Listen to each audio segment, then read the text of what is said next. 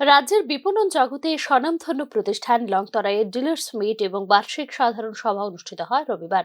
বিশেষ করে গরু মশলার জগতে নিজেকে প্রতিষ্ঠা করেছে লংতরাই। সংস্থার ব্র্যান্ড সচেতনতা বৃদ্ধি এবং ব্যবসায়িক সম্প্রসারণের লক্ষ্যে আয়োজিত হয় ডিলার্স মিট এবং বার্ষিক সাধারণ সভা।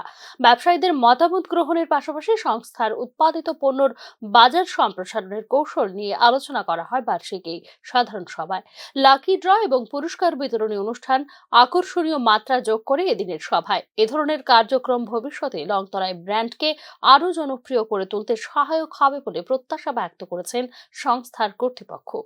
ব্র্যান্ডের পক্ষ থেকে আপনাদের মাধ্যমে সারা রাজ্যের সকল রাজ্যবাসীকে জানাচ্ছি আসন্ন যে এই 25শে ডিসেম্বর বড়দিনের শুভেচ্ছা এবং নববর্ষের ইংরেজি নববর্ষের আন্তরিক প্রীতি শুভেচ্ছা অভিনন্দন। তো যে কথাটা বলতে চাইছি, আমাদের আজকে একটা দারুণ একটা ডিলার্স মিট হয়েছে বিলোনিয়াতে। প্রায় 250 খানিক ডিলার্সদের নিয়ে হয়েছে। আমরা প্রতি বছরেও যদিও এটা করে থাকি, এবছর একটা আরও উৎসাহ উদ্দীপনার মধ্যে দিয়ে আমরা দেখেছি, আমরা এটা করতে পেরেছি।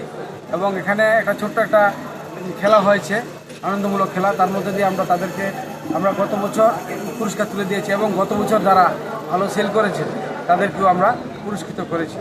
ডিলার্সের সংখ্যা অনেকটাই বেড়েছে, আমাদের গতবার থেকে প্রায় ডাবল হয়ে গেছে আমাদের ডিলার্স, এবং সেলও আমাদের খুব ভালো হয়েছে।